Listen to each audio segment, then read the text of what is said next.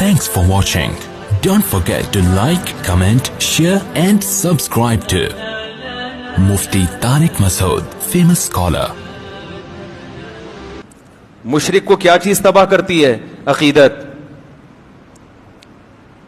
عقیدت ایک ایسی چیز ہے کہ آپ جس سے محبت کرتے ہو اس کے خلاف سننا گوارا نہیں کرتے. اس کی تعریف میں جتنا کہا جائے آپ سنو گے.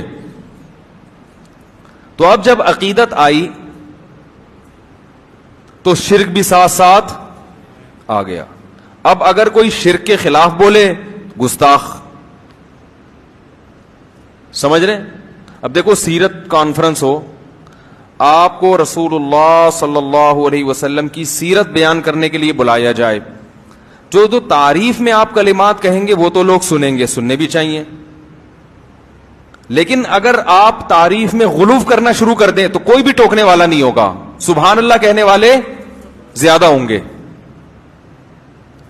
یہ جو ہماری قوم میں شرک آیا ہے یہ کہاں سے آیا ہے؟ نعتوں سے آیا شرک. نعتیہ کلام میں حد سے تجاوز, حد سے تجاوز, بگڑی بنانے والے اور بدنی اس طرح کے جو الفاظ آئے. پہلے اس کا دو مطلب لیا جاتے تھے, صحیح بھی غلط بھی, پھر غلط ہی مطلب ہو گیا.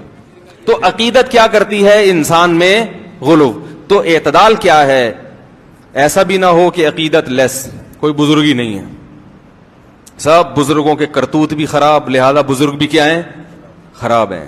تو بزرگ ہر زمانے میں ہول سیل کے حساب سے موجود رہیں گے, لیکن بزرگوں کی حیثیت کو ان کے مقام سے زیادہ بڑھانا یہ کس کا طریقہ ہے؟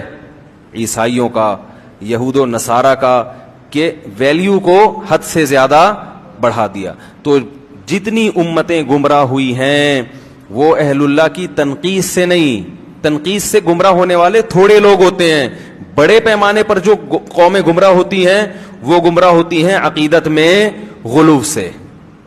عیسائیت تباہ ہو گئی حضرت عیسیٰ کی شان میں غلو کرنے سے. تو حضرت ہود علیہ الصلوۃ والسلام کی جو قوم تھی قوم عاد, اس میں بھی یہی شرک آیا. بزرگوں کی مورتیاں بنا کر ان کو پوجنا شروع.